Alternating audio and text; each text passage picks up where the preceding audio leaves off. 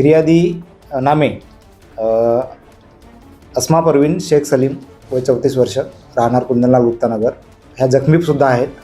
तर यांचे आणि आरोपी त्यांच्याच गल्लीत राहणारे आहेत. त्यांच्याशी उधारीच्या पैशावरून वाद झाला. आधी उधारी उसने पैसे दिलेले होते, त्यांनी ते याच्यामधून त्यांच्यात वाद झाला आणि वादाचं पर्यवसान मोठ्या घटनेत झालं. त्यांनी एकमेकांना मारपीट केली. त्याच्यामध्ये फिर्यादी हे गंभीर जखमी झाल्यामुळे त्यांच्या तक्रारीवरून आपल्या पोलीस स्टेशनला गुन्हा दाखल करण्यात आलेला आहे. सदर गुन्ह्यात एकूण 4 आरोपी असून आतापर्यंत 2 आरोपी आपल्या ताब्यात आहेत, 2 फरार आहेत. एक आरोपी आहेत सय्यद तन्वीर सय्यद रफिक वय 24 वर्ष आणि एक आहे मोहम्मद शाहिद सय्यद मोहम्मद रफिक वय 26 वर्ष, राहणार दोन्ही कुंदनलाल गुप्ता नगर. हे सध्या ताब्यात आहेत, पोलीस कस्टडीमध्ये आहेत आणि 2 आरोपींचा शोध सुरू आहे.